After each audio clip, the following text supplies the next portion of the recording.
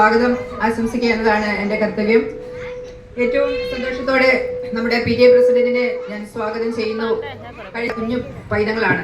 പുതുതായിട്ട് വന്നു ചേർന്ന എല്ലാ കൂട്ടുകാരെയും വളരെ സന്തോഷത്തോടെ ഞങ്ങൾ ഈ സ്കൂളിലേക്ക് സ്വാഗതം ചെയ്യുകയാണ്. നിങ്ങളാണ് ഈ സ്കൂളിന്റെ മുത്തുകൾ, ഈ സ്കൂളിന്റെ നിധി നിങ്ങളാണ്, ഈ സ്കൂളിനെ വളർത്തിയെടുക്കേണ്ടതും നിങ്ങളാണ്. അപ്പം നിങ്ങളിലൂടെയാണ് ഈ സ്കൂളിന്റെ പേര് ഈ നാട് അറിയേണ്ടതും നാട്ടുകാർ അറിയേണ്ടതും. അതുകൊണ്ട് എല്ലാ കുഞ്ഞു പൈതങ്ങളെയും വളരെ, അതുപോലെ നമ്മുടെ നേരത്തെ ഇവിടെ പഠിച്ചുകൊണ്ടിരുന്ന കുഞ്ഞുങ്ങൾ എല്ലാവരെയും വീണ്ടും ഒരിക്കൽ കൂടി സ്വാഗതം ചെയ്യുന്നു.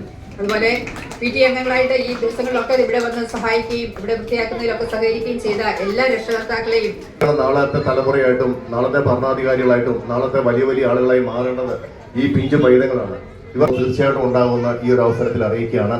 അതുപോലെ തന്നെ ഇന്ന് ഇവിടെ നിങ്ങൾക്ക് തരാൻ കൊണ്ടുവന്നിരിക്കുന്ന ബുക്കും പേനയും ടീച്ചറിന് കൊടുത്ത് ഉദ്ഘാടനം ചെയ്യുകയാണ്. ഇത് ചെയ്യാൻ സാധിച്ചതിൽ ഈ സംഘടനയ്ക്ക് ഉണ്ടാകുന്ന നന്ദി നിങ്ങളെ അറിയിക്കുന്നു. ജയ് വ്യാപാരി വ്യവസായി ഏകോപന സമിതി.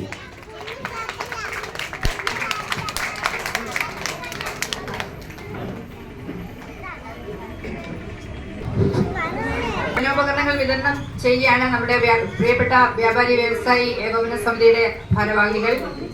എല്ലാ കുഞ്ഞുങ്ങളും ഒന്ന് കൈയടിച്ച് നിങ്ങൾക്ക് എല്ലാവർക്കും തരാം കേട്ടോ.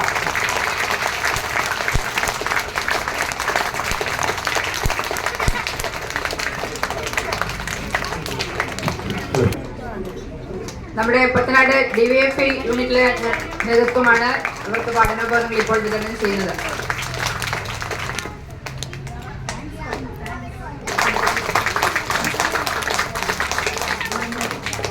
ഇഷ്ടപ്പെട്ടോ?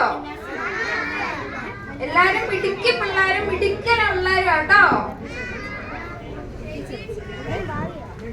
ചേച്ചിയും ചേട്ടനും എന്തിനാ വന്നേക്കുന്നത്?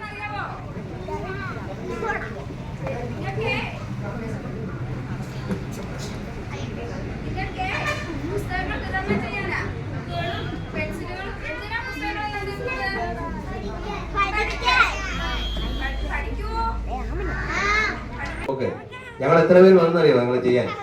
ഞാന്, വിജയപ്പഞ്ചേട്ടൻ, ശ്രീജിത്ത്, പിന്നെ നിങ്ങളുടെ സാന്നിധ്യം ഉറപ്പാണ്. ഇതുപോലത്തെ തന്നെ സാന്നിധ്യം നിങ്ങളുടെ നമ്മുടെ PTA ഓരോ കുടുംബവും, നമ്മുടെ അധ്യാപകരെയും നമ്മുടെ കുട്ടികളുടെ നിലവാരം, കുട്ടികളുടെ ബന്ധം ഉണ്ടാവണം. എങ്കിൽ മാത്രമേ രക്ഷകർത്ത വിദ്യാഭ്യാസം പൂർണ്ണമാവുകയുള്ളൂ. ഇത്തവണ ഇല്ലേ പറയോ? അപ്പന്മാരോട് അംഗീകാരം നല്ലത് തന്നെ, പക്ഷേ നമ്മൾ ആവശ്യമുള്ളിടത്ത് അംഗീകരിക്കുകയും തന്നെ വേണം. നമുക്ക് നിങ്ങൾക്ക് നിങ്ങളുടെ ടീച്ചർമാരെ, നിങ്ങൾക്ക് അറിയാൻ പാടില്ലാത്ത കാര്യം നിങ്ങളുടെ അധ്യാപകരോട് ചോദിക്കാൻ ഒരു മടിയും വേണ്ട. ഒരു കാര്യം നമ്മളിപ്പോൾ പറഞ്ഞു കൊടുത്താൽ നിങ്ങൾക്ക് മനസ്സിലായില്ലെങ്കിൽ അധ്യാപകരോട് അത് ചോദിക്കുമ്പോൾ അധ്യാപകർക്ക് അത് സന്തോഷമുള്ളൂ അത് പറഞ്ഞു തരാനായിട്ട്. അല്ലെങ്കിൽ എനിക്ക് മനസ്സിലായില്ല ടീച്ചറെ, ഇത് ഞങ്ങൾക്ക് പറഞ്ഞു